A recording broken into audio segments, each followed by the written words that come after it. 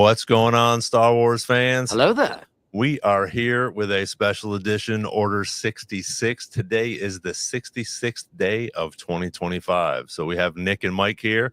We're going to run over some the new trailer with for Andor and talk about some Order 66. So welcome, guys. How are you? Good. How are you? Good. Mike, I know you got a bunch going on with your stuff, which is fantastic. I watched it. Afterwards. I wasn't able to catch it live. We actually went to a place called Mammoth Cave in Kentucky, which was pretty cool. That's cool. Yeah, it was pretty awesome. I know Nick was on vacation down in Florida, so Mike's been the only one really working here. I guess so. I don't leave this chair ever. Yeah, we were off our guard. What's going on, Justin? Sorry, Justin, the movie guy. He's on here already. Thanks for joining us. Oh, so this new trailer, it's you guys have both seen it, obviously. It's pretty fantastic. I think it's neat how they actually do the background scenes and we see some of the cameras in it and stuff, which is neat. And you also have some of the characters that are talking about it, which and obviously the I guess, what is he, the director or the writer, Mike? I think he's just the writer, but even still, like they release the writers for each episode and he's not for all of them. So I don't know. He's the creator, let's put it. Yeah. You call him the showrunner also? Yeah, showrunner, sure. Yeah. Okay. So he kind of, again, maybe it's in the name, runs the show and Yeah. writes the bones of it, Yeah. Yeah. Right. So if you haven't seen it yet, we're going to go ahead and play it. We're going to stop it a few times, talk about some things. If you haven't checked out Mike's podcast yet, a guy who loves Star Wars, he has a awesome breakdown of it on his live that he did yesterday, and then you have another live tomorrow, right? Yep. Awesome. Live tomorrow. Awesome. Tim, what's going on? Welcome. Thank you guys for jumping on. Throw some questions in there if you want. We're gonna go through and do this trailer real quick and see what everybody thinks about it. And if you got any questions in reference to that, let's talk about it. Let's see, where are we going here? Hopefully it'll pop up. I will say, while you get this set up, this trailer really came out of nowhere. Like, yes, complete surprise. And actually, the first day it came out, it was only on Disney Plus. So it was probably like a Wednesday or something, and it came out on Disney Plus. And I was really concerned because I have streams on Thursdays. I was like, I'm not gonna be able to watch this. I'm gonna get copy struck forever. But it thankfully was released onto YouTube. So here we go. Yeah, here we go.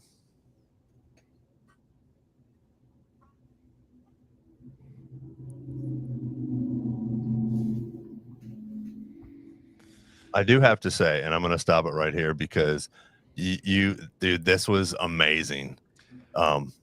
This piece right here, if you can see that is what Mike brought to our attention today. That is Padme Amidala's headdress, which is, I mean, the things that he has and that Luthen has in this shop is, I mean, I think they're some of the best Easter eggs that we've seen.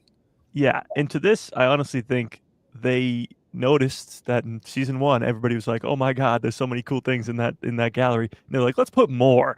And I think they're really going for it in this one. When people think back about season 1, obviously it's so disconnected from the Force, it's so disconnected from the Jedi and the Sith, but there's tiny little Easter eggs all over the place, and Luthen's gallery being one of them, obviously. But throwing in not Natalie Portman, but her character Padme Amidala's headdress or whatever, helmet, whatever you want to call it, it's pretty wild. Like, that's just something so random to throw in there. It's crazy. And like you said, where does he find these things? That's the cool thing. How the stories that how he would got that. A lot. Same with Maz Kanata. We have to find out eventually how she got Luke's lightsaber. Yeah, and honestly, Luthen's is even crazier because he doesn't just have like one thing. Right. He's got a slew of things that are all just all over the place, like Mandalorian armor. What? Then you're talking about Sith holocrons and Jedi holocrons. Exactly. It's like, where the heck did this guy get? That's why all those theories came out that everybody thought Luthen was a Jedi in the first season. Like, people thought he had to be someone of significance, and maybe he is. Probably not a Jedi, but he's somebody of significance. To be fair, he's helping secretly finance a revolution. So he's a guy who knows how to get things. But I noticed in season 1 he had stuff from Naboo in season 1. I think he had like a Gungan shield or something. Yeah. and so it's cool. I don't want to ever read too far into the stuff he has in there, but it's hard not to. Oh, absolutely. Steve just said the Temple of Doomstones are in there too. I forgot about that. Oh, from Indiana Jones. Yeah, I forgot about that too. That's a great pull. Yeah. But if I'm thinking like if Luthen were to ever get investigated, and it comes back to the top brass that he's got something of Padme's in there, that ain't good for him. Yeah, like how do you even explain that? Yeah, yeah. Well, but, I don't think we're going to see much of him after this series. No, sadly, no. But having said that, Luthen's death, of course, is going to be a big thing if it does happen. Like, here's the deal: we are so certain that Luthen's going to die because he's not in Rogue One. He's sort of the head of this rebellion. But we were also very, very, very certain, especially me, that all the Bad Batch were going to die at the end of the Bad Batch show, and that just didn't happen. So I mean, there's, I guess, maybe a world where Luthen lives. I don't think so, but maybe. But having said that, this was a long, long time ago. So long ago that I even just vaguely remember it. Don't know where it came from. Don't know if it was real or not. I know we talked about it on a live stream a long time ago. But there was a rumor, probably when they were filming for Andor Season 2, so probably 2+ years ago, when there was talks of Naboo being in Season 2. Like, actually the planet Naboo. And I remember it maybe not coming from a very great source, or maybe just being a rumor from then. But even still, just the word of hearing or seeing Naboo again, and of course we see the Naboo relics in his gallery, that would be insane. Like, going back to Naboo, a planet we haven't been to since episode 2, or episode 3, I guess, for the funeral. But like, seeing Naboo again would be awesome. Yeah, that would be. Well, it means something too. It means something to all of them. Yeah, as far as the people that are kind of forging the rebellion. Because I don't know if I've said on the podcast, but we might be getting off track from the trailer. But I think Padme, if she had survived, is even more of a formidable force against the Empire than Leia ended up being. Oh, absolutely. Not even. I don't know how the Empire deals with that other than just doing away with her. And I think she means a great deal to all of them in retrospect, which is why, in some of the looser, not so canon stuff, they really try to oppress Naboo right away because it's such a beacon of liberty and freedom and stuff. So exactly. And when you think about it, obviously Padme's from there, and she's a big part of the rebellion. But so is Palpatine, and Palpatine's still the whole emperor of the universe. So if Mon Mothma is really going to go after Palpatine specifically because of the Gorman massacre, which we'll of course probably talk about, but then either she or sends Luthen or sends somebody to Naboo to maybe get some information on Palpatine. That would kind of be crazy. Yeah. I don't know if they'll go down that route, but anyway, it would be wild. Honestly, getting more connections to Padme too, like you said, she's obviously a huge part of the rebellion before the rebellion even begins. Like, there's so many deleted scenes from Revenge of the Sith where she's having meetings with Mon Mothma and Bail Organa and all that stuff. They go to Palpatine in a deleted scene. Yes, exactly. Like, yo, you gotta you gotta take a chill pill. Exactly. So to connect it more to Padme would be so fantastic. I mean, there's talks of Natalie Portman possibly returning and all that stuff. So many fans would love that. Obviously, probably not in Andor Season 2, but at some point in the future would be great. Yeah. All right, let's push this forward a little bit. We made it a couple seconds, guys. Good job. We did it.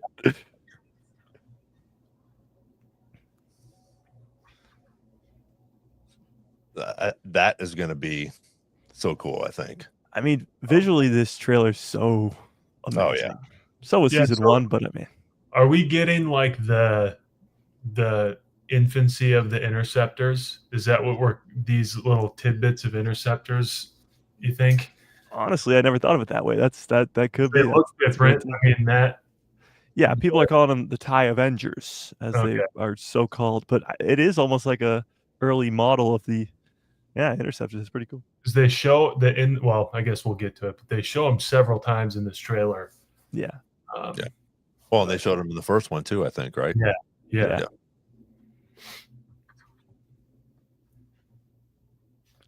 what's Cassian doing here? Like, what's his real goal? He's got a blaster, like looks like a sniper blaster. Like, is he gonna be the catalyst that almost starts this massacre? Like, he gonna shoot some stormtroopers? Like, what's his? Why is he there? What's be interesting to see. It almost seems like the massacre is planned. I kind of brought that up on my last live stream, just out of the blue. But it almost seems like it could be forced because there's so many people, important people to us at least, there.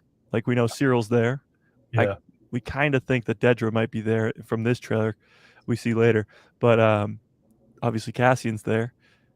Those are, I mean, he's the main character of the show. Those are very important people. So what's going on there is going to be very, very important. I think regardless of what happens there, we're going to need several, not need, but I would expect several bridges to where we find him in Rogue One, where he just kind of cold blood shoots a guy in the back immediately when you meet him.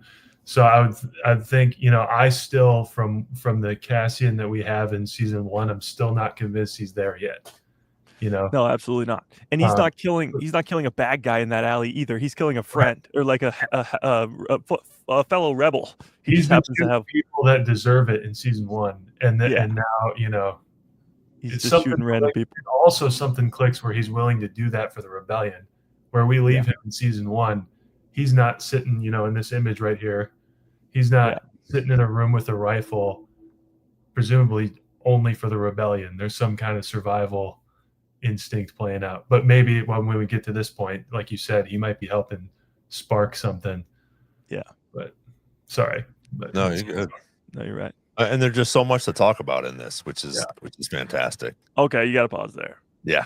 Did you guys did you see any of this? Yes. So this blew my mind. So for those in the chat who don't know what we're talking about here, this ship between those two X-wings, sorry, that ship is the same model, let's say, because it's obviously not the same exact ship, but the same model ship of the one that Vader pulls out of the sky in the Kenobi series. The one he pulls out and then rips to shreds because he thinks Kenobi's in it when they're escaping in like episode 4 or 5 or 6 or whatever it is. He pulls it out of the sky and rips it to shreds. That's the same ship. Obviously not the same exact one, but the same model ship. That's a connection to, obviously, the Kenobi series, but to the hidden path, to other sort of, I guess, rebel cells, if you will. That is a very short frame, because if you press play, it's gone in a second. Yeah. So clearly it's important. Clearly it's right. It's there for us to notice that. Yeah. And that's like what? And obviously it's Yavin 4 as well. I want to know who's on that. Yeah. Leia Organa, maybe. Yeah. It's gonna be very interesting to see what this planet is. People have been trying to sell me Lothal, and honestly it might be working. Now, we've seen Lothal in live action in Ahsoka, and at first I was like, it doesn't look anything like it. And then, I mean, it doesn't look much like it, but we are out in the middle of nowhere. I don't think they'll go back to Lothal because so much is already happening with the rebellion on Lothal at this time. I mean, with the whole Thrawn thing and all that. So I don't think it will be Lothal, but you can't deny that it kind of looks like Lothal. Yeah. Yeah, and I think if it is Lothal, I think they're going to be here for this, whatever you call scene, and then be gone, because we get so much of Lothal in Rebels, in Ahsoka, so again, we've already got a bunch of it, and there's so many other planets that they could dive into and talk about and just reveal more. So I think, if it is, I think it'll just be quick. Hold on. Yep. Steve brings up a good point in the Instagram chat that experimental ties were being built on Lothal, as we know from Rebels. The TIE defenders. Yeah, good. Which is a good, that interesting, perhaps future interceptor. Interesting. Well, here's the thing.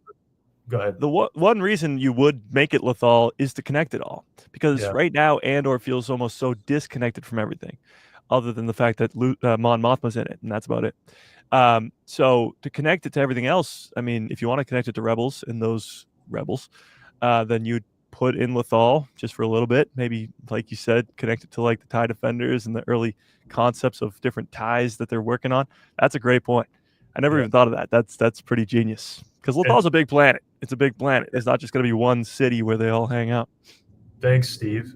Also, with these trailers, as we've said it before. I think we even said it, Mike, when you were on the first time, that usually we're getting footage from the first little bit of the series. True. So I don't think it's unreasonable at all to think that they could start this thing on Lothal as a little bit of a, or Yeah. have a little bit of a piece of the, how many chunks are we getting? 3 or 4 chunks at a 4, time? yeah. 4 chunks. So Yeah. I don't think the whole thing has to be about what happens on Lothal. It can be, a chapter in the Andor life, of his. Obviously, his friends are there. So from season 1, Yeah, those it's scenes, kind of all about like piecing it all together with these trailers. Mhm. And from all the scenes we get of this fake Lothal or real Lothal, it's almost like, yes, you're right, absolutely. That's where they go to hide all of his friends from the end of season 1. And B2 is actually seen finally in this trailer. So he's okay. But it almost seems like Cassian stealing that X-Wing, or I'm sorry, TIE Fighter, whatever it is, saving them or somehow saving them. I don't know how he knows they're in trouble. I don't know why he's there. I don't know anything about this show. But what we're piecing together is that he's almost saving Bix from there. And then we see him and Bix go off and do other things, blow up other things. But Brazos isn't with them in that other stuff. So he's sort of doing his own thing or made his own way or done, I don't know. I don't know what Brazos is doing, or B2 for that matter. So all the others, do they die on Lothal or fake Lothal? I don't know. But like you said, it's probably going to be the first arc, because we're talking about 4 separate arcs. Yeah. That's probably the first one. Sort of the catalyst, if you will. Yeah. Well, and I think the wedding will be there as well. Yeah, in that first arc. Yeah. Because then all the stories, the wedding. Oh, yeah. Mon Mothma's daughter's wedding. Yeah. So I think towards like the beginning of the season, all these characters will be spread out. Like Luthen doing his own thing, Mon Mothma doing her own thing, Saw doing his own thing. And then by like the 3rd and 4th arc, they'll all be together, and the rebellion will have come together, probably on Yavin 4. Yep. But it'll all have come together to make some whole story. All these different characters that we watched for so long in season 1 and season 2 will finally come together. Admittedly, Mike, could you answer a question for me? I don't know anything about Chandrila, except for the people who represented are severely wealthy. What's the deal with the planet? Why is it? Honestly, I don't know either. I have no clue. It's our first look, basically. Honestly, I don't think we've ever seen it. Let me look it up. Hang on. Because the wedding, I would presume, would take up part of an arc, like you said. Absolutely, stuff would pop off a little bit. Let's see if there's any appearances. Okay. Is it possible that Cassian's scene with the rifle and the haircut have something to do with the wedding? That would be crazy. Yeah. All right. So there is only one appearance of this planet in Star Wars, and that is in a hologram from Star Wars Rebels. So it's mentioned only in Andor a bunch of times. It's mentioned in Rebels a bunch of times. It's mentioned only in a ton of comics and books and all this stuff. It's actually in some High Republic stuff as well. But no, we've never seen this planet, much like Alderaan to an extent for a while. But maybe we'll see it in Andor season 2. That would be pretty crazy. So from what we gather here, and I'm just reading, Wikipedia. Okay. Sendrella was a planet in the core worlds of the galaxy. The female human Mon Mothma hailed from Sendrella. She represented her home world as a senator in the Galactic Republic, blah, blah, blah. It was also the birth world, of Ben Solo. Interesting. Didn't know that. It was one of the planets targeted for destruction by Emperor Sheev Palpatine's second Death Star. Didn't know that either. Who planned for the station's planet-shattering weapon to end the rebellion through sheer terror by destroying Sindrella. There you go. There we go. So that doesn't give us really much any information at all. Okay, let's see. Capital city. It doesn't really tell us much here. I'm guessing, it looks from the images here, and there's very little, they're just drawings. It looks like a pretty big city. I don't know. Mon Mothma's rich. The other guy's rich. Like you said, everybody we see from this planet is rich. So. Well, and I think the wedding is going to be a big money maker for the rebellion as well. So that'll be interesting, and we'll see some of that in the trailer here. With that's true. Krennic shows up. Sorry. Yeah. No, absolutely. I think it's definitely definitely a rich planet. It does say right here it's a core world. Usually the core worlds, like Coruscant, are the better civilized planets in the galaxy. So I think the core worlds are more so the rich city-like worlds because that's where all the people are. Ron, are you saying that like people involved in the rebellion, especially with funding it, will be at the wedding? I think so. Yeah, that's a great idea. I think some of them will. I think some of them won't. But I think that she has some people coming in. There's a scene in this trailer where it looks like Luthen and Mon are maybe on Cinderella or maybe on some other planet. But if Luthen's at the wedding, that'd be insane because we almost think that from a few scenes that Krennic might be at the wedding too. So it's almost like a meeting of both sides pretty much at this big wedding. It's going to be a very important thing, clearly.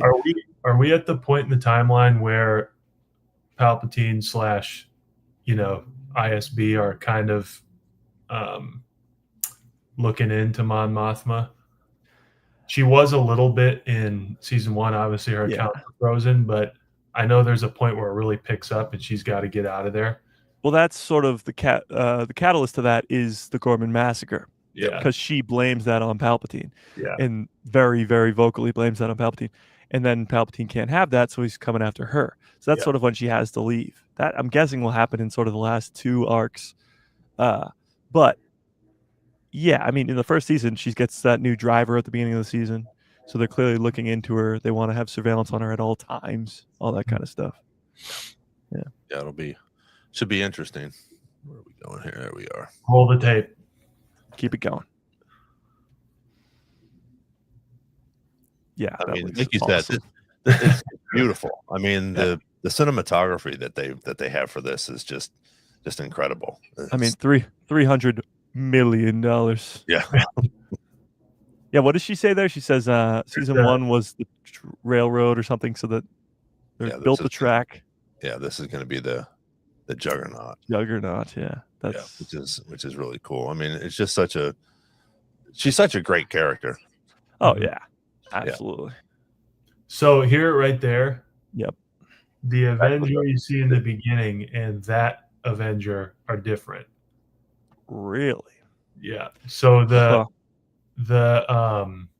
one we see in the beginning doesn't have the classic kind of ball circular window thing. So that's what I was wondering. Are we seeing like this, stages of the Empire? Because there's a novel out there.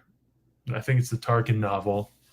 It's talking about this period of the Empire being really dangerous internally, where Tarkin's like, we're scaring people, but we actually don't have the infrastructure yet. Like we still need to build a bunch of stuff. We still need to get our numbers up, our fighters up. We need to get ships built, all that kind of stuff. And he's basically always stressed about like, we can smash some people up if we need to, but we're this close to having enough stuff, and they don't have it in the novel. And so I'm always fascinated at like, when does the Empire really pick it up? And these types of things and the Thrawn TIE Defender thing have always been really interesting to me. But that is pretty cool. Yeah, because you got a bunch of different leaders at the time, at this time in the Empire. Like yes, you have Tarkin doing the Death Star thing with Krennic and I guess Vader to an extent, but you have other Grand Moffs and just Moffs in general, like Thrawn doing his own sort of side projects. Yeah, absolutely. Yeah. This location is significant for Imperial cloning projects, tying into Palpatine's obsession with immortality. Get a little necromancer action. Yeah, that would be crazy. Honestly, I mean, the big thing for the sequel trilogy was somehow Palpatine returned. Everybody hated it. Everybody crapped on it for years and years and years. But when you look at it now, 2025, 66th day of 2025, when you look at it now, it's really been explained a little bit. I think there's a lot more explanation to do. But you look at the Bad Batch season 3, just alone. That gives you so much information as to how important cloning and staying alive forever was to Palpatine during the time of the prequel trilogy. Then you go to all the way leading up to The Mandalorian, into The Mandalorian. Post-original trilogy, Palpatine's already dead, but you have mentions of Project Necromancer and even the Imperial Remnant doing all that stuff. It's being explained more and more and more. And I think at some point, when we look back on the sequel trilogy, like people look back at the prequels now with the Clone Wars, I mean, so many people thought that Anakin's fall was too fast. And then they watched the Clone Wars with 7 seasons of that character and watching him fall slowly, and of course his apprentice leaving the Order and all that stuff. Then they realized that his fall really wasn't that fast. Maybe some people didn't need the Clone Wars, but even still, if you did, there you have it. And that will be something similar. The Clone Wars didn't exist in 2005. It just happened. 2019, somehow Palpatine returned. Well, that was really dumb. And then 2025, there's a little bit more to it. Maybe 2030, it's fully explained, and we're like, yeah, obviously Palpatine returned. Duh. What are you talking about? Like that. I'm not in any way telling people that they have to, in order to enjoy these movies, they have to go read all the novels either. But I am always going to be the guy that plugs the novels. We even, Mike, I remember saying this together last time, that they were teeing up something along the lines of Necromancer during the sequels coming out in some of the other stuff, comics, novels. It's there, but for whatever reason, we're probably never going to get the full outright thing, because people like you and I are going to keep coming back. And it's a good little thing to throw in, because honestly, with everything that we have at this point, you don't really even need anything else. It's like, oh, we know he was working on it. Yeah, and it exactly. Failed, and it worked once. And it worked so well once that it created a whole different person, and that's Rey's dad. Done. And anyway, but it's cool. No, you're absolutely right. It's it's like a mystery almost. It's like seeing certain characters you see every once in a while, but not all the time. Like certain characters just pop up here and there, but not always. Like in Ahsoka, for example, we don't know what happened to Ahsoka during the original trilogy. Honestly, it doesn't bother me at all. I don't care. Like she was probably just hanging out, doing whatever. Like who cares? Ahsoka's story's so good everywhere else except for there. We don't know where Ahsoka was during the sequel trilogy. That I'd probably like to know, but I guess we'll find out eventually.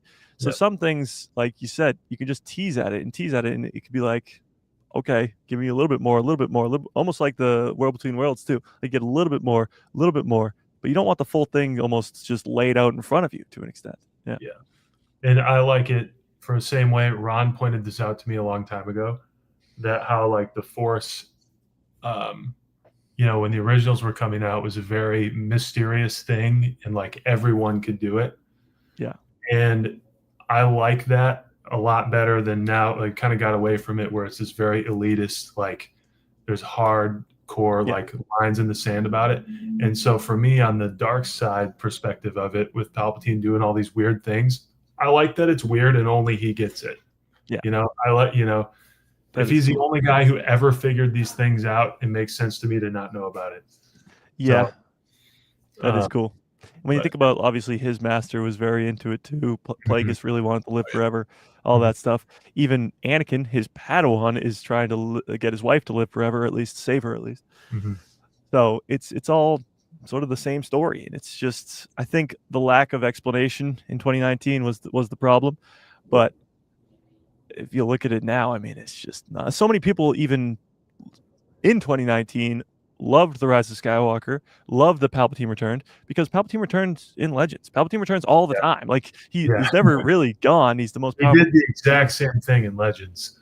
Exactly. And so many people just were looking for something to complain about almost. And it was an execution thing too. I'll throw in there too, like you said about the Clone Wars kind of spelling out Anakin's turn. Yeah. I even believed, because the Anakin's turn in the movies was a pretty popular critique about like, it just happens like that and he's over. The novelization makes it seem pretty slow too, and that's taking place in the movie. And it makes it feel even slower. I think it's just an execution thing of, you got 2 hours and 20 minutes to make it happen.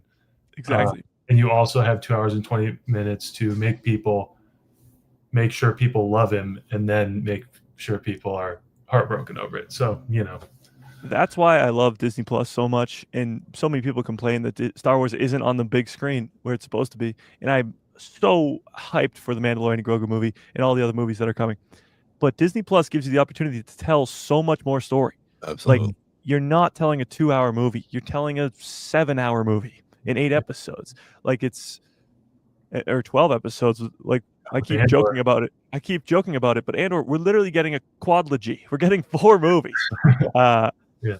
It's insane. Like, we don't understand how great Disney Plus is for Star Wars fans because we get so much time in the universe. Before 2019, before Disney Plus was released, yeah, we got animated shows. I guess that's still more of that, but it wasn't like this. It wasn't multiple shows, live action, animation a year. It wasn't anything like this. We get to spend pretty much the majority of our year in Star Wars, week to week. Yeah. And people don't really understand that. I mean, the younger fans probably don't understand it even more because they didn't have to wait years and years until the next movie. But it's just like we get to live in Star Wars for so long. Or a decade, 16 years, yeah. Between trilogies. But we literally get to feel this greatness all the time and live in the universe all the time. But people just don't really, I guess, understand that gives you the ability to tell more story and tell it out in a great way. I was talking about this yesterday. I think if Andor Season 2 sticks the landing, if it's just as good as Season 1 or even better, which I think it's going to be better, this will be the best trilogy ever. Andor Season 1, Andor Season 2, and Rogue One. Yeah. Rogue One's a movie, but Andor Season 1 and Season 2 are like 8 movies. So you're really talking about, I guess, in 17 movies, but it's just 3 projects. And those 3 projects are just incredible because you spend so much time with one tiny little character named Cassian Andor, but you get to watch the whole build-up of the rebellion, which, of course, is this massive thing in the original trilogy. And you get to watch it unfold in hours and hours and hours of content on Disney Plus. And there's nothing better than that. No, it's so fantastic. No, that's all right. I just made a note to bring up something to that effect later about this trailer. Okay. Don't let me forget. I think this is cool too. I don't know, and I know you had said something that if this is Yavin 4, which I probably think it is. I think they're there just training and doing things. We see even before this one here, so I think that's going to be cool just watching them. Like you guys said, just we're building this at this point. They're starting from, whatever, a couple hundred people or 10 people that are just sick of this and then want to build it. And now we're at this point, which I think is pretty fantastic and what a great job they're doing. Yeah. Luthen, he looks a lot more older in this one. Actually, it looks, yeah, he does. But it looks like Gorman in the background. Yeah. Which will be interesting. I think, like you said, I think it's either going to be Gorman Massacre or the wedding, maybe both in the first 3 episodes, because they got to come in and sort of set it off. I was talking about this earlier today. We've already got the setup of everything. We already know that the pieces are in play. Yep. So you have 4 years, whatever, 3 episodes or 4 episodes worth, or 3 episodes of 4 years each week, and we're just going to get meat and potatoes. It's just there's not going to be any lull.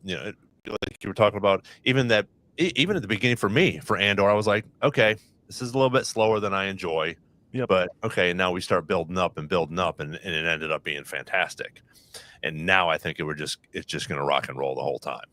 Well, it's almost like with George, he creates the original trilogy, and then you go watch the prequel trilogy. You know where it ends. You know he becomes Vader. You know he becomes the Emperor of the universe. You know all that stuff. You know where Obi-Wan ends. You know where Yoda ends. You know all that. It's literally just like that. We're going in to this second season knowing where it ends. We know where Cassian's story ends. We know where all these different people's story ends.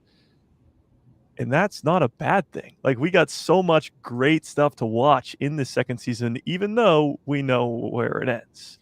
And like you said, we've already laid the groundwork with season 1. We're going through 4 different years. There's no filler, as they like to call it, and it's all going to be killer, just to make it rhyme, I guess.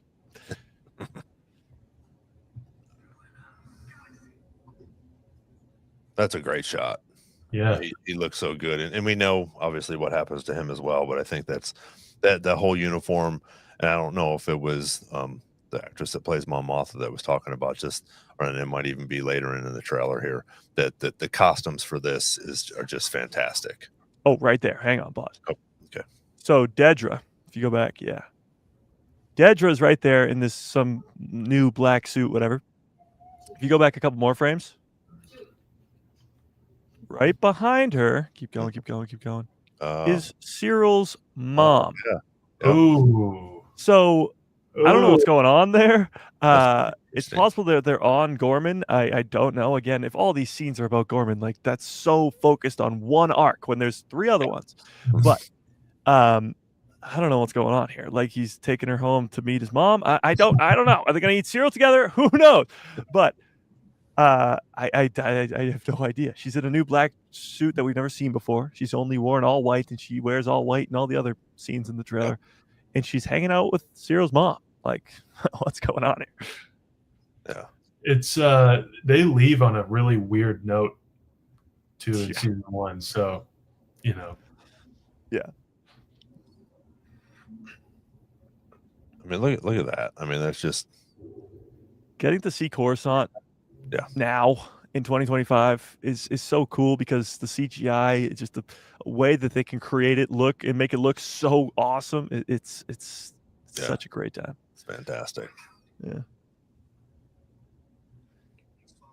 I think, Nick, I think you're right. That does look a little bit different. That's the back of it, but it's also a big old box. Yeah. It's not plastic. Not that it matters.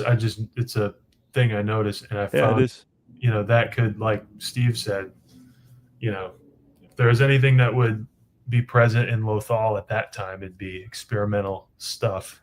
Actually, Mr./X brings up a good point in the chat. He says possibly a funeral. She's wearing all black, maybe a funeral. Oh. And Cyril's mom's there. Cyril's funeral? Oh. Cyril, Austin brings up a good point. Did you see that? No, a fun point. Borgullet? We get some Borgullet in this show. But going back to the funeral thing, I mean, we think so many people are going to die. Luthen, Bix, whatever. Cyril's also another character. Dedra as well, who's not in Rogue One, who's not in really anything else, obviously. And their deaths would be somewhat meaningful, especially Cyril. I mean, he became such the meme of the first season. And his mom being there, Dedra wearing all black, that's not a bad theory.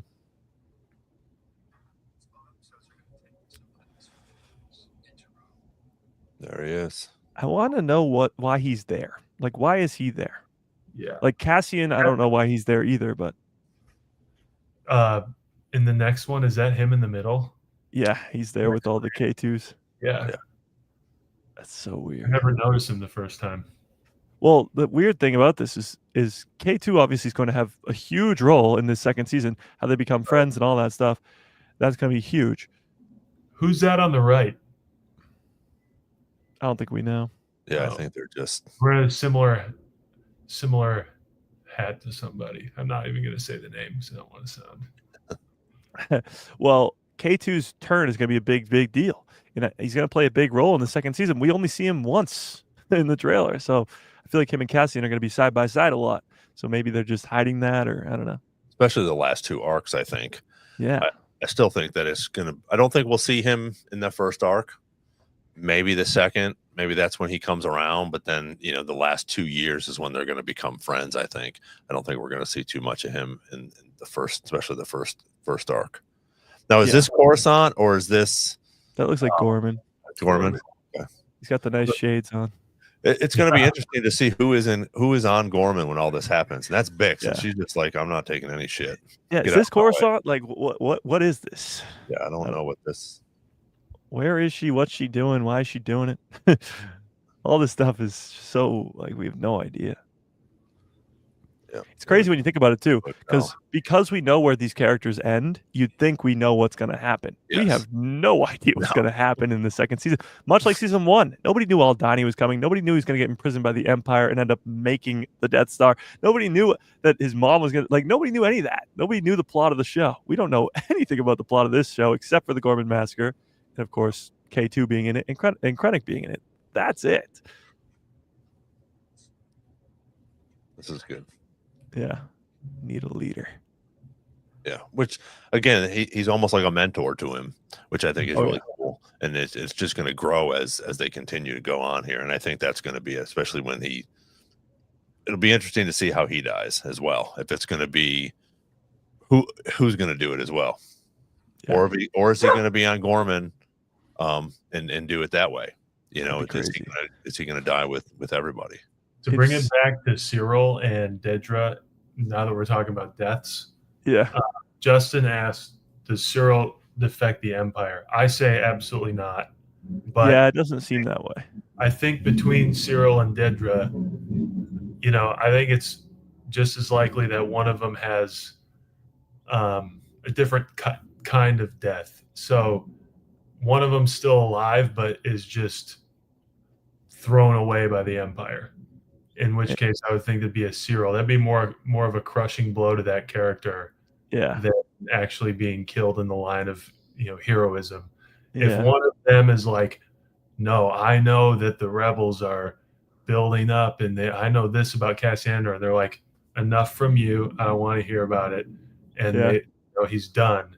That's as much of a death as an actual death.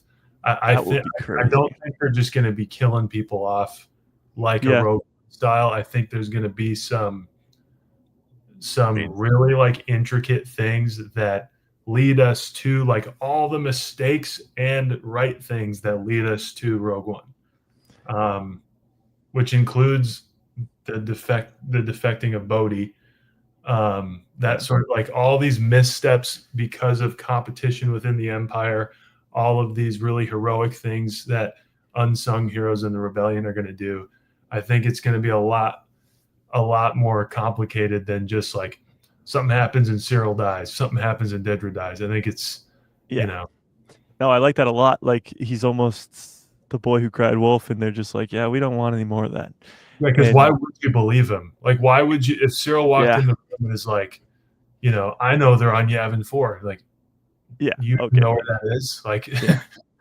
That would be pretty awesome, because it would be even more heartbreaking too if he actually knows and is actually giving them the information that they need, and they're like, we're good. That would be pretty wild. I like that a lot, actually. Going back to the funeral aspect of it all, Cyril being on Gorman, Cassian being on Gorman, all these pedestrians and innocent people dying on Gorman. I mean, what if he's just caught in the crossfire? If Cyril's end is literally just as simple as that, the Empire that he has tried to be a part of for so long just is the one that ends up killing him. That would be crazy. I think that's just a similar idea, right? Exactly. It's lame, lame. Yeah, his whole story. He dies eating cereal with his mom. Dedra too, this high-powered person who's been drugged down by Cyril, even though he's right. Yeah. And anyway. Yeah. Is this Coruscant, Mike? Yeah, it looks like in the background. Well, it's cool. Yeah, they do all these really cool Coruscant stuff. Yeah. With actual locations, and that's okay. That's really cool. This is like a big train station or something, I believe. Okay. And London. I thought it was cool that you brought that up too, because people were sort of bitching about, there's no aliens, and okay, well, relax. They'll be there. It's okay. Oh yeah. There were hardly any in the Rebellion in the original trilogy. Also true. So, and we don't know what planet this is. No, and that's a little strange to see what. And that's what I like about it. I think it's cool that we still there's still a lot of questions that need to be answered. Even though we're still psyched about this, and we know a lot of the answers, and we know what's going to happen, and we know how it's going to end and how it's begun. But there's so much more in there that's going to be so great, and that's what I love about Star Wars, that it's just going to pop that stuff in there, and answer these questions and go, oh, yeah, that's it. Oh, okay. I was trying to look because I was driving while I was listening to the fire in the background there. So this is Gorman then. It is, but like that courtyard seems to be where all that stuff happens, or maybe not. But people end up being. Yeah, but why is there a fire in the background? Like, what's going on here? Yeah. Well, there was I read this on my live stream. Or somebody sent it, whatever it was. The description of Tarkin's ship at the Gorman Massacre crushing people, like as it lands. Yeah. Like what? That's insane. Like he just landed on the protesters. That's crazy. If we actually see that, that's insane. Yeah.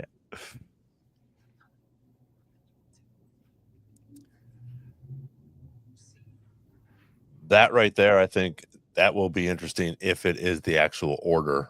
Yeah. That she gives for the Gorman Massacre. If it's her fault, that'd be wild. Yeah.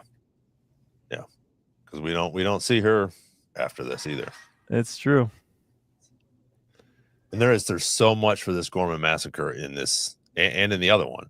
Yeah, so they're focusing so much on it. Interesting to see if they build up to it in the first 3 episodes, and then we finally get it in the second week. Yeah. Because there's so much of it going on. Do we build up, have the wedding, build up some more, and then this tragic event happens, and like you said, Mon Mothma blames Palpatine. Palpatine goes after her. Now she's on the run. Yeah, and now we're starting to build up, and then these last 2 episodes, because like you said, Mike, everybody's sort of spread out right now. Oh yeah. At some point, we have to bring everybody back together. Sorry, you can't see me. So it'll be interesting to see how this all plays out, obviously. And like they've said, there's all these really significant events occurring all over that eventually have to strengthen the Rebel Alliance to a public thing that the Empire's actively hunting, right? Yeah. Becomes an alliance for a reason. They're not really allied right now at the end of season 1 of Andor at all.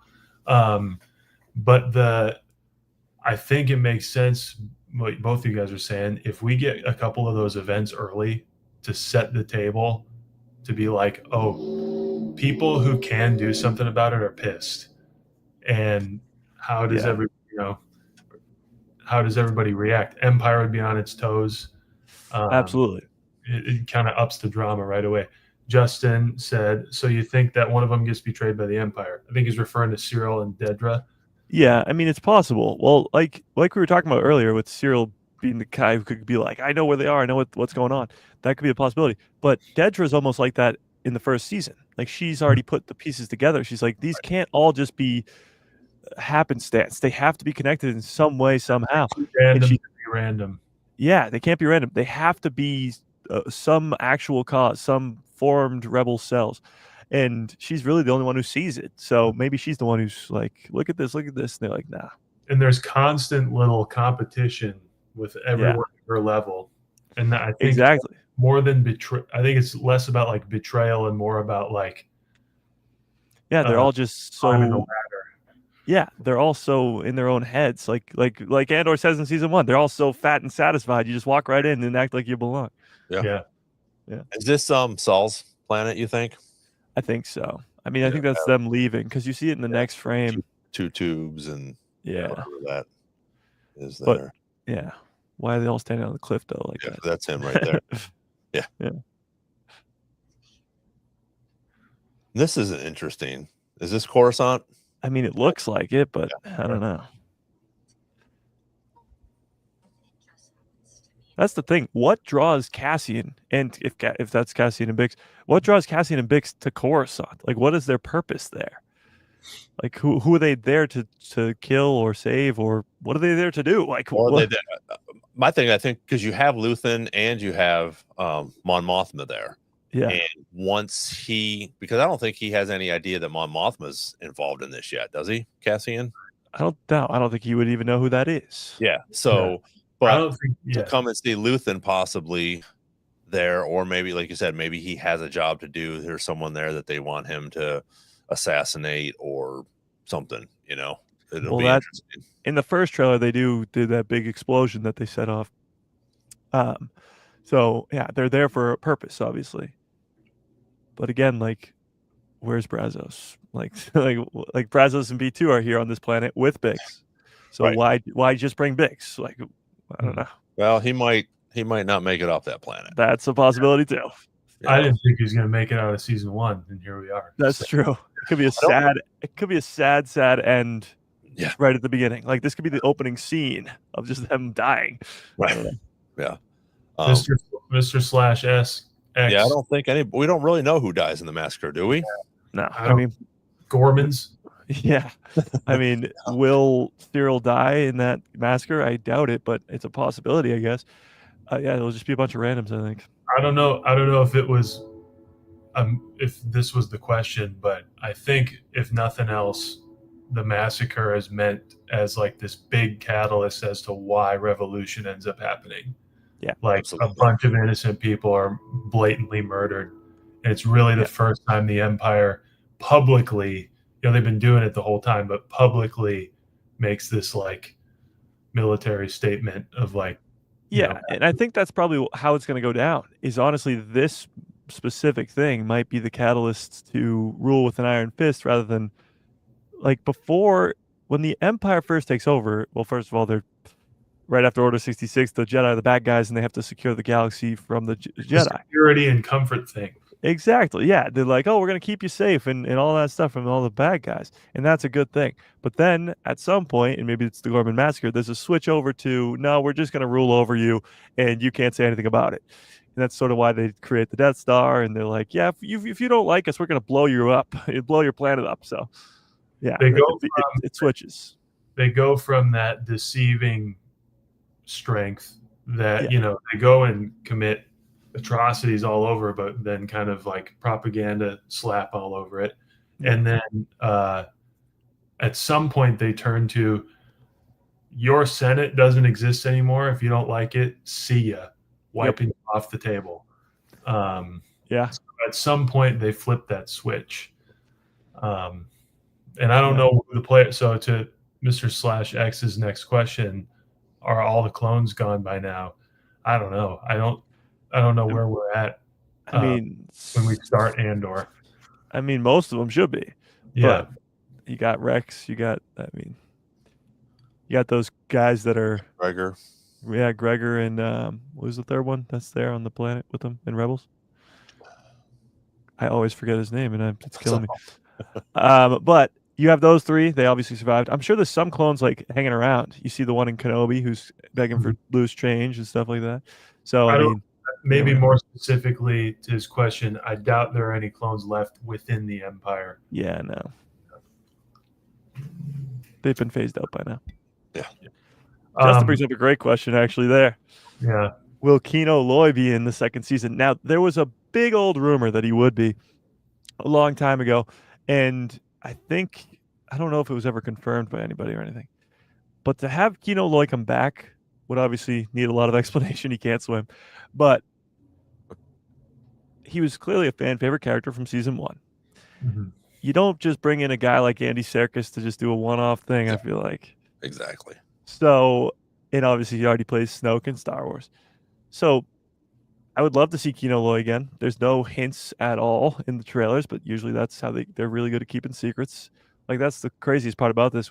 They're feeding us that K2 and Krennic are in this second season. They're literally telling us that. So that means they're hiding even bigger surprises. At least to me, that's what I think is happening. Kino Loy is probably it'd be really cool, but it's almost like how do you do that and why? Like, what's his purpose? It seems against Tony Gilroy's style to do something like that. His style is to make it really hard, hit you in the heart, and have Kino Loy be such a great character, and you see what happens with you don't know what happens with him, but you know that he's got to swim if he's going to get away, and he can't. And it's just like, it's one of the worst parts of that episode, but one of the best parts.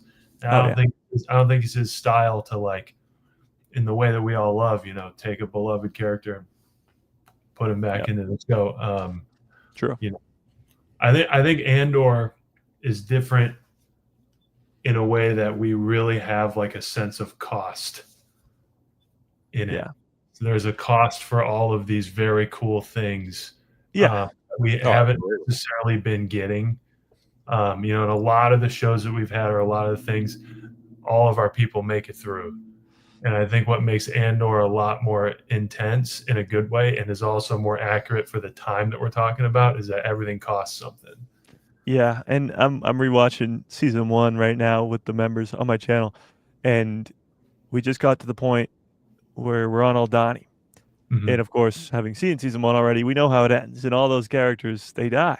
But you're rewatching it, and you're like, Skeen's such a cool character. Nemik is such a cool character. Like, you want so much more of these people, and they die. And you're like, okay, well, that's what's setting the stakes is like, and that's how the Andor's so good. Like, nobody's safe.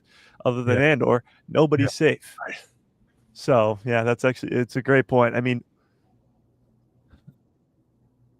it's what Star Wars should be, obviously. I mean, you look at the Mandoverse right now, which is sort of what they're focusing on. Nobody's really safe there either. Right.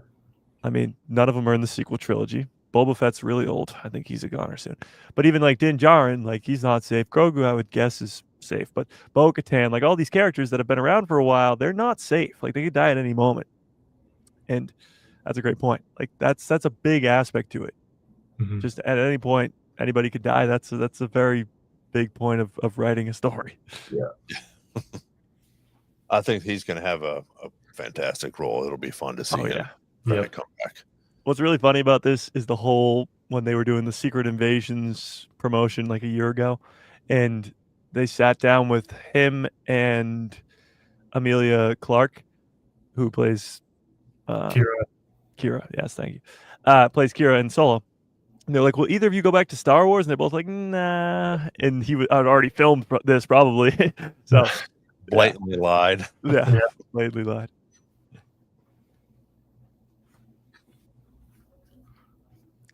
Yeah. So there you have Bix. If you go back, you have Bix on the Lothal-like planet fighting somebody.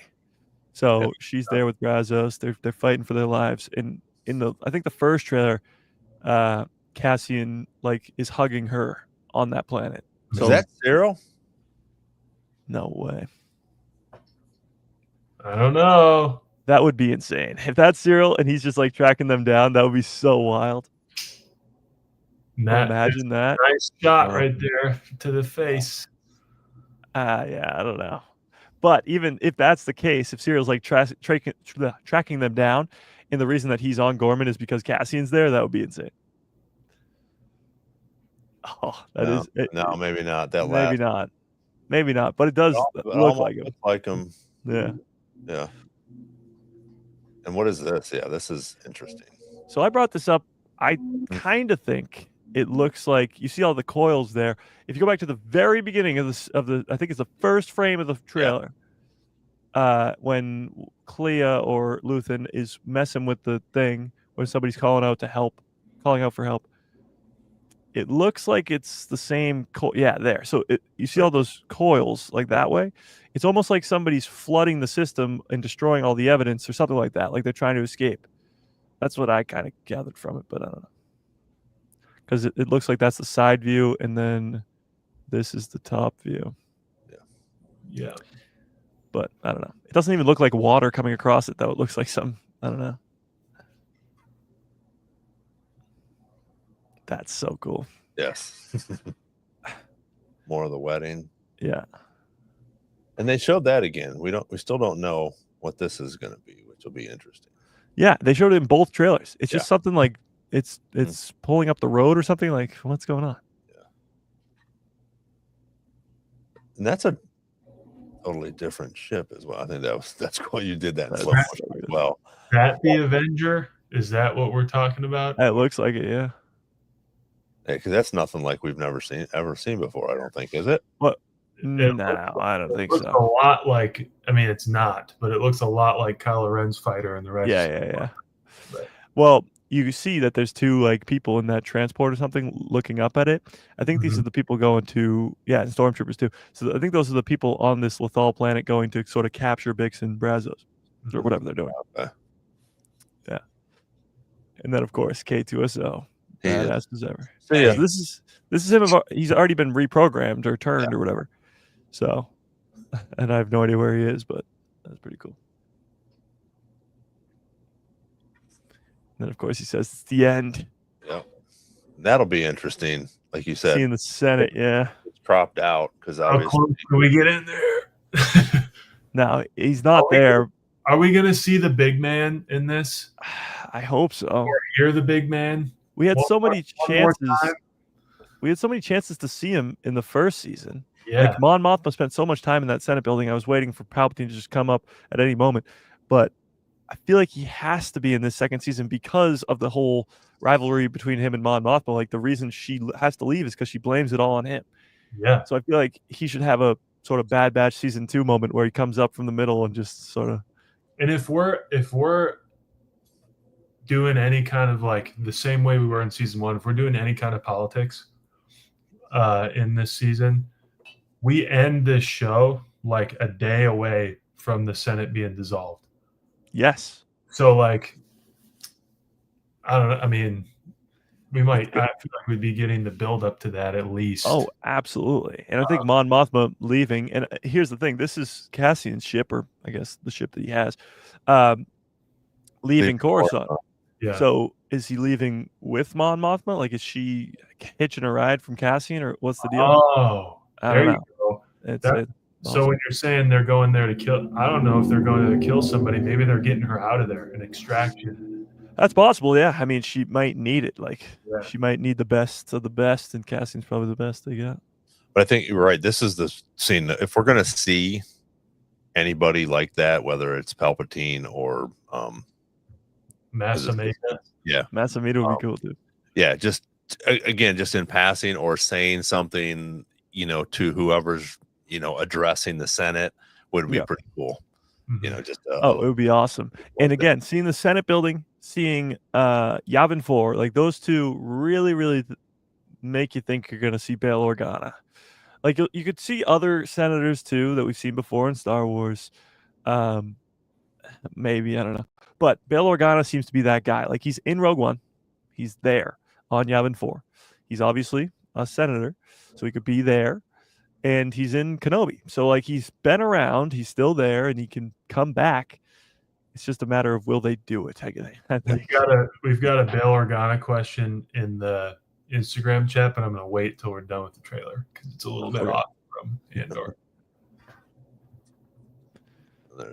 What's up with this dagger? Like, this makes no sense to me. Somebody brought up the point that it kind of looks like a kyber crystal dagger, which is wild. And maybe it's a part of Luthen's gallery or something like that. Mm-hmm. But why put it in the trailer? What's the significance of this? There's definitely significance to it, I think. It's absolutely sort of crystal there or whatever, which is sort of cool. But it's old as hell. Mothma? Excuse me. It could be. Holding it. It could be Dedra too. Like she's got the same white outfit that she usually has on. Well, my thing with this is I think a shift has happened over at Lucasfilm that they're going to connect everything. Dave Filoni was not the chief creative officer when season 1 happened. He is now. And I think what's happening here is all projects from here on out will have some sort of underlying connection. Obviously, they all exist in Star Wars. But I mean, more so when you look at the current slate of movies and shows, you look at Abeloth being set up in Ahsoka for a possible post-sequel villain for a Rey movie or a Simon Kinberg trilogy or whatever you want. You look at The Dawn of the Jedi being written by James Mangold, the origins of the Jedi, setting up Tython, which we just saw in Mando Season 2, setting up Arc 2, which we just saw in The Last Jedi. All these things are now going to be connected through 25,000 years of history. So I think what could be happening there with the dagger, and it's, again, the only thing I can possibly think of, because what's the purpose of sewing one frame of a dagger, a really, really old dagger, is maybe it's a connection to Dawn of the Jedi. Like, I think the Dawn of the Jedi movie and the Rey movie could be the most connected movies, even though they're 25,000 years apart. Like, because she's going to be starting her new Jedi temple. We could be seeing old Jedi temples that she goes to. We could be seeing Tython. We could be seeing Arc 2. And then we could be seeing those being created for the first time in the Dawn of the Jedi. So she's seeing these old, run-down, abandoned sites, but we also get to see them be built for the first time. the sacred text that she's basing her whole new Jedi Order off of, we can see them be written by the first Jedi. Like, I think everything moving forward is on a big whiteboard in Dave Filoni's office that says this is connected to that, and that's connected to this, and this is connected to that. And Andor is in a weird world where there's no Force, there's no Jedi, there's no Sith, but there's still connections. The Rakatan Empire reference in season 1. All these different things in Luthen's gallery. Like, that's what I think this dagger is implying here. But again, that's just me being crazy. Crazy is a good thing. I guess so. This, I thought you brought up a good point with this as well. Does he invite him? Does he invite Krennic? You know, that's the father of the groom, correct? Yeah. Davos, I think. Yeah. Yes. And obviously, Krennic's in his dress uniform. Yeah. So he was either invited or, which I would guess he's invited, because I think if he was just going to show up, family. Yeah, it would be wild if he wasn't invited, or maybe not invited, but we see in season 1, Mon Mothma's husband hosts this party with a bunch of people she doesn't like. So what if her husband invited them or something crazy like that? He's like, it's such a huge honor that we have these people here. Yeah, exactly. She's like, I hate these people. Yeah. He's like, oh, sorry, didn't know that. This guy's giving us a bunch of money to kill them. Yeah. And we carry off our daughter to him. Yeah. And what planet is this? I don't know. That's like we've never seen a scene where it's nighttime with this ship. Like, where are they going? Mm-hmm. Yeah. Hang on, go back a couple frames. A little bit more. What's that green thing behind him? The lights? Yeah. Getting shot at by a tie? Maybe. Interesting. Yeah, this is a cool feature. Yeah, it's only in one frame. Yeah, literally. Oh, I mean the the back and forth. The comma and the period. Yeah, that was life-changing. And that's it. Quite the trailer. Yeah. Do you think that those are going to be a bunch more, or just a couple? I mean, they'll go to what they've been doing with recent projects, and that is those like 30-second, 20-second TV spot like things that they put on Twitter and Instagram Reels and TikTok, like the sort of just the size of your phone screen type things that they put on there. So there'll be shorter trailers, and they'll be mostly the same scenes over and over again. But every once in a while, you'll get little tidbits, like with Skeleton Crew, where they're changing lines from bounty hunters to pirates and stuff like that. Like, yeah, you'll have stuff. You'll have more new scenes, but I think a lot of the stuff moving forward will be similar scenes. Yeah. That'll be interesting. That question about Bail Organa from Lynn DRP. I'm sorry if I said that wrong. LINDRP. I don't know if it's Lynn Dr. P. Or Lynn. Here's the question. Not Andor specific, but reading the newest book, Reign of the Empire / Mask of Fear, which is critical to this same time frame. How much did Bail Organa know the truth of Anakin / Darth and Palpatine? How much did Bail know? Mm-hmm. I don't think. Oh, interesting. Because here's what I was thinking as I first read it. It appears in Obi-Wan, at least in the Obi-Wan series, that when Bail goes to ask Obi-Wan for help, they're not really anticipating Darth Vader exist. Well, Bail might know who Darth Vader is, obviously. Yeah. Bail might not have been told who Darth Vader is. Yeah. Yeah, so very little people know that. Yeah. And I'm trying to remember if in Kenobi he tells him. I don't think he does. He says in the little message thing, if he finds the children, I don't know if that means anything, because he can just mean like Vader's hunting them. If he finds Luke and Leia, the whole point that we're hiding them so the Emperor doesn't get to them. True. You know, and I've always assumed that Yoda and Obi-Wan at that back in the day kind of kept it close to the chest that like Bail knows something's up, that the Sith are a thing, and that the Emperor is for sure one of them, because he's the one who picks Yoda up. Yeah. After getting beat. They might not have shared much with him, but now with what we have, I don't know at this timeline if Bail knows, or at least prior to Kenobi if Bail knows. He definitely knows from the Bloodline novel, because a huge central piece of the Bloodline novel is that at post Return of the Jedi, a hologram that was left for Leia when she grew up, of Bail telling her the truth. Here's your mom, here's your dad, here's what happened. Gets out, and people say, oh my God, this is Darth Vader's daughter. Get her out of the Senate and all this stuff. Yeah. So he knows at some point. I just don't know if he knew until Kenobi. Yeah, that's interesting, because Kenobi doesn't know until Kenobi. Yeah. Like, we did. Yeah, that's sort of a revelation that happens in the show. Kenobi knows, he just doesn't know he's alive. They assumed Anakin was dead. Yeah, exactly. And so this Darth Vader guy to Bail must be some other guy. Until he finds out. Yeah. That's interesting. Yeah, I really don't know. When he finds out, it must be, that's a shock. At minimum, at that time, the secret that Bail's keeping is that he has Anakin Skywalker and Padme Amidala's kid. Yeah, and that's obviously a pretty big secret. Yeah, and that she's very important, and that the Emperor can't know about it. And subsequently, Darth Vader or the Inquisitors, nobody can know about it. Whether he knows Anakin is Darth Vader doesn't happen until after Kenobi. But yeah. So here's my note that I made earlier about this show. The line in that trailer where she says, if season 1 is laying the foundation, then season 2 is the juggernaut. Precisely what we talked about before with the Acolyte.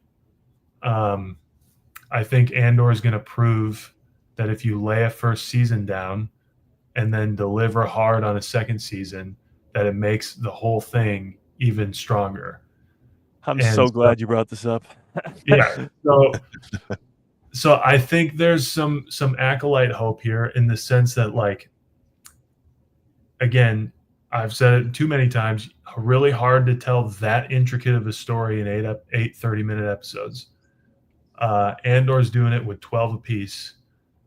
And I think it's proof that even if you watch The Acolyte and didn't like it, another season would probably improve the first season. Another season would probably improve the story, probably flesh it out a little bit more.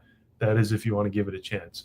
But I think Andor is going to do exactly that. I think it's going to – we already loved season 1, but the complaints about it were that it was slow or whatever. Totally worth it now, in my opinion. Absolutely.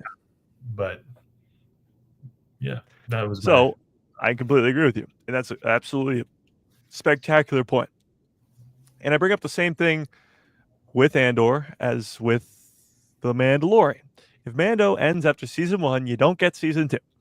And you don't get, obviously, the greatness that is Mando season 2. You don't get a Mando movie. You don't get Mando season 3. You don't get Book of Boba Fett. You don't get anything. The Acolyte season 1 is such a great setup. And even if you don't think it is, you can't tell me you didn't want to see more Plagueis. You can't tell me you didn't want to see where that story ended up, more Chimere even, and get to actually see how the setup pays off. And maybe it pays off in a possibly 2, 3, 4 season show that could set up the next thing, which is Plagueis training Palpatine. And that could be the Book of Boba Fett off of The Mandalorian, or whatever comes next. You're cutting short something that could turn into something incredibly great just because some people really didn't like the first season and were very vocal about it. I think the problem was, there's a million different problems when it comes to talking about The Acolyte. A lot of the behind-the-scenes stuff clearly impacted how the audience viewed the show in general. But I just can't wrap my head around people not wanting to see more Plagueis, because that's just obviously a no-brainer. I think if you asked 100 people, 99.9% of them would say, yes, I want more Plagueis. Probably 100% of people would say, yeah, I want more Plagueis. So to give the Acolyte not the chance to breathe, not the chance to grow, not the chance to at least have a second season. Sure, if season 2 sucks, then cancel it. Go ahead, but at least give a close to the story you started. You know, and round out the thing that you obviously meant to set up for another season. Exactly. Like that ending was so obviously meant to be carried. You know, and I understand not spending another $200 million is a lot of money, whatever. But the problem with that is they set up a brand new cast of characters in the Acolyte, right. And a lot of people loved Soul. I did too. A lot of people loved all these different characters. Chimera to me, and again, his name's not even Chimera. The Stranger to me is one of the greatest characters that we've seen in recent Star Wars past, if not in all Star Wars past. And we're just gonna get that, and that's it forever, probably. Yeah. So that's sort of the big issue, is you're setting yourself up for failure when the next time you try to do something new like that. Because now you're going to have, I mean, fans are always going to say no to something new in Star Wars, especially because Star Wars fans are so adamant about what they love about the franchise. So the big concern for me with the Acolyte being canceled is Dawn of the Jedi, because it's sort of a different realm than everything else, and they got to get that right. But to not give it the room to breathe and to grow and finish the story you started is a disaster. You kind of set me up for this next thing. It's Order 66 comment, you guys. Yes. I know we're kind of going long here, but 66th day of the year, I figured I would leave a Order 66 thought with you guys. I don't know if you've seen with a lot of the new stuff that's coming out, whether it's comics, books, or these shows where people are throwing out on social media what people could have survived Order 66. There seems to be a lot of maybe not a lot, but at least some loud criticism of like, God, are we just kind of always just going to be pulling these characters out that made it through, and all, there's who didn't survive it, all that stuff. So I went and did the math. In a scientific experiment, and again, I'm not like a scientist anymore or anything like that, but there's something called sort of like a confidence interval, or like you can have confidence that something's going to work if it performs 95% of the time. Yeah. So if Order 66 got like statistical significance of a 95% success rate, it'd probably leave around 500 Jedi. So, what have we brought back? Like 15 to 20? Yeah, at most. At most. So, say it was 99% effective. That's 100 people that made it through. So, I always think of it like it's cool that people made it through, and that's a whole story to tell. And the necessity for the path is obvious, even if there's a dozen of them out there and it was 99.9% effective. Yeah.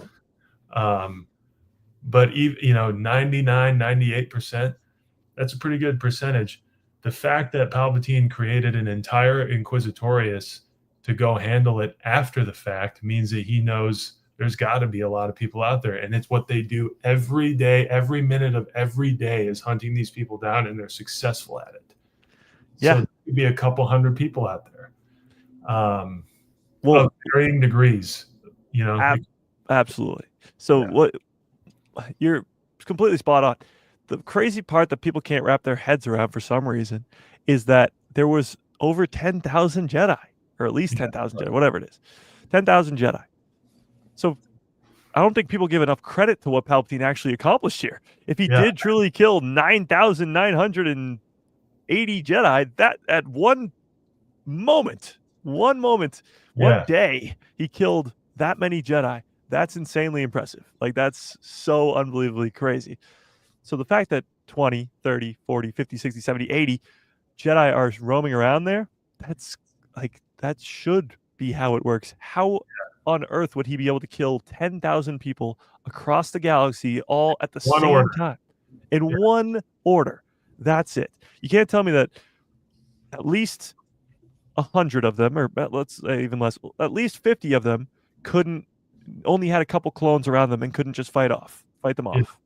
or maybe 100 of them or 50 of them weren't with clones at the time, or maybe 10 of them were just off doing something. Like, there's so many different varieties of how different Jedi could have survived.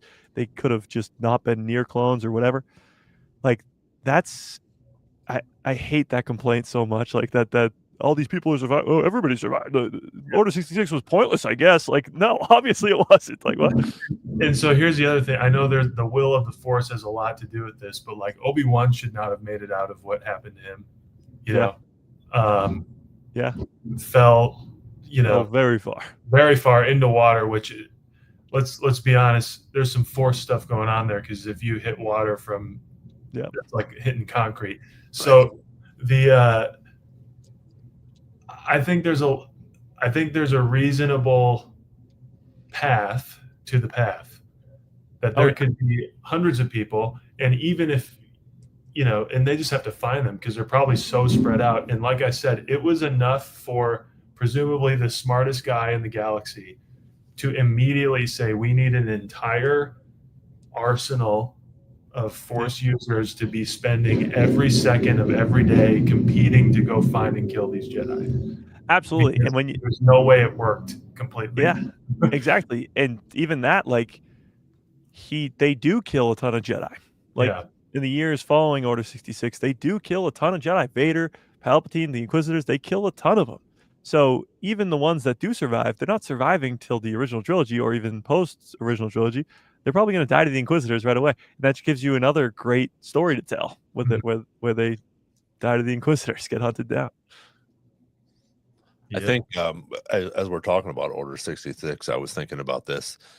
I think it's really cool, the different aspects that we've seen throughout the Star Wars saga, now that these live actions and the other movies have come out, where we get to see a different perspective from Kelleran, in Mando and different things like that, which I think is pretty cool. Even in Andor, we got to see when the Death Star blew up, I think, right?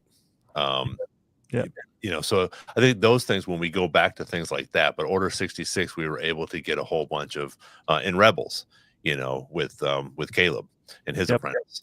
It's cool for them to bring these different aspects, because all we really saw was the one order that he gave, but then again, same with Clone Wars season 7, it's just so cool how they, and I don't think, and I think you've talked about this before, Mike, but I don't think they're saturating with it, and I don't think they could do too much more, but I think it's cool to have the different perspectives of the Jedi or the Sith or the lay people or whatever. So I think it's really cool what they've done with that, and it's become such a significant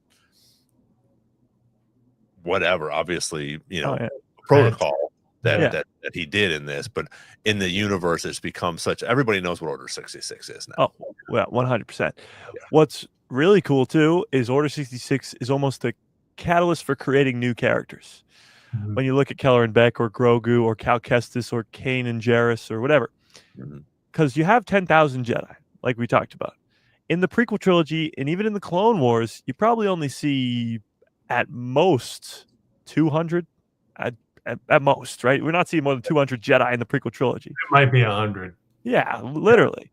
So you're talking about 9,000, at least 9,000 more Jedi that exist at the time. So you can introduce brand new characters all the time, and it makes sense. It fits in. It does all that stuff. But you have such important characters like Grogu. Like, what happens to him in Order 66 was so important for years. We finally figured it out. Finally saw it. And then, well, we still don't know what happens to him after that. But yes, seeing Order 66, always going back to Order 66 as sort of a big turning point for all these different characters, because we've seen Kanan's perspective, we've seen Ahsoka's perspective, we've seen Grogu's perspective, we've seen Cal Kestis' perspective. Like, at some point, fans immediately were asking for Baylan Skoll's perspective, because he survived it too.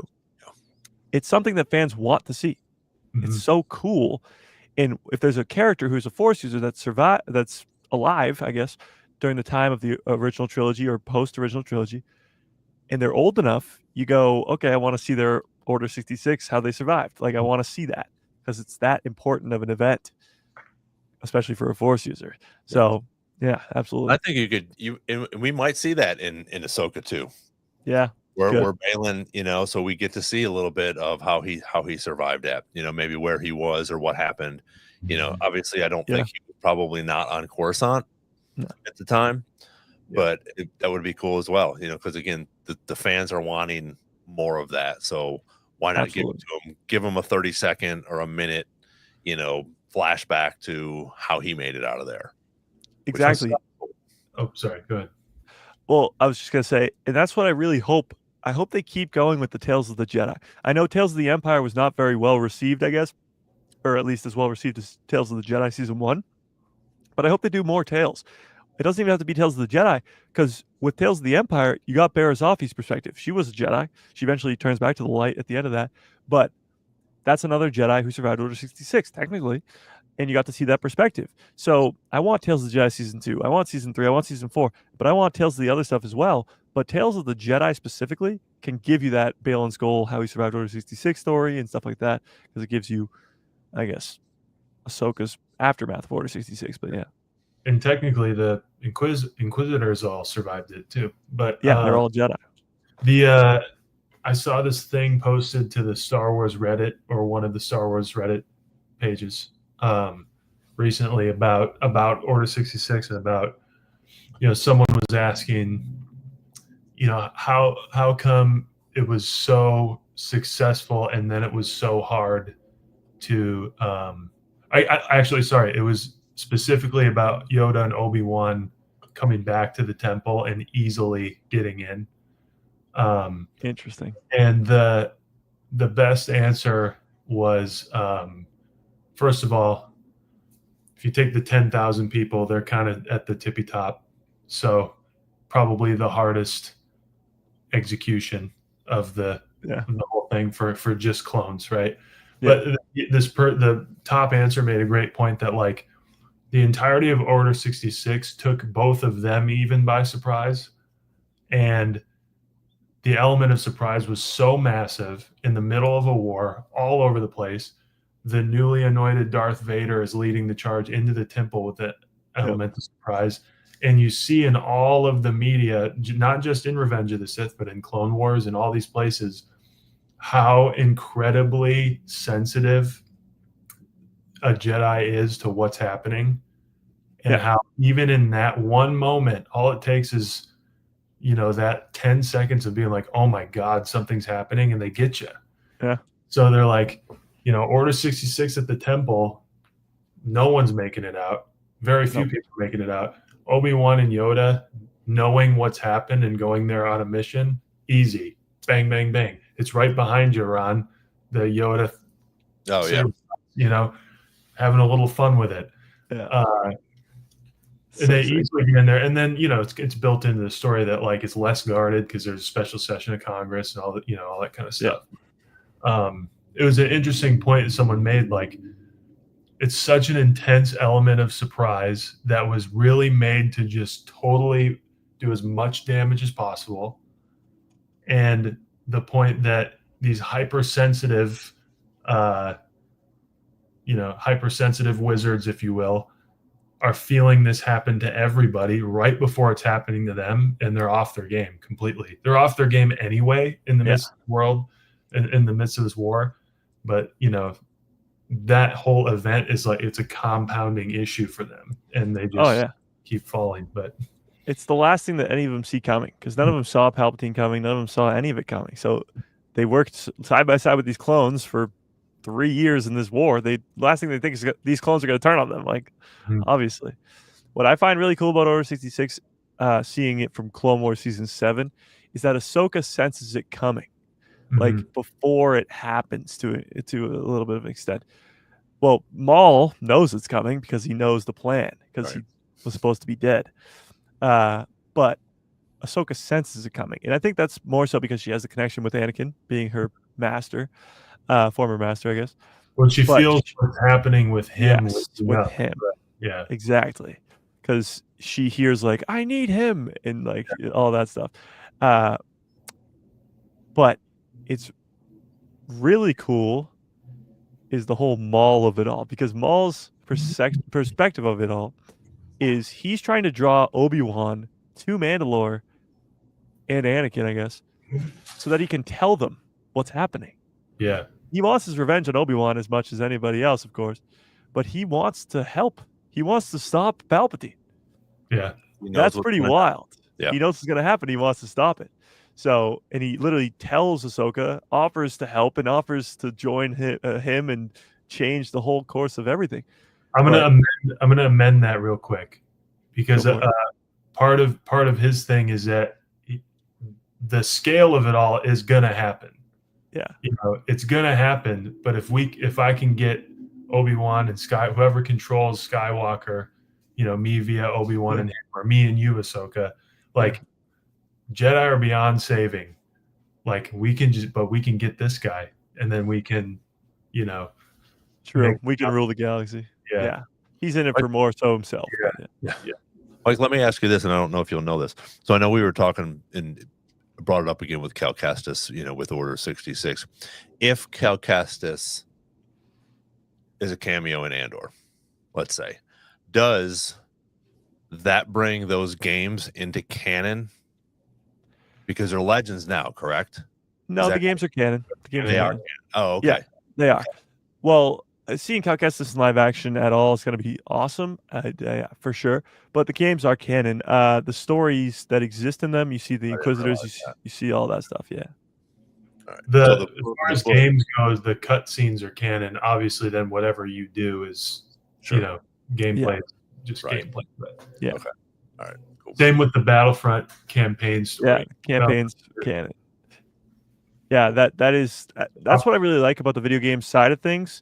Is when you look at it, obviously I like to play video games, but when you look at it from a storytelling perspective, you can tell a story in Star Wars and you can live it. Like you can play as Cal Kestis and actually explore the story itself.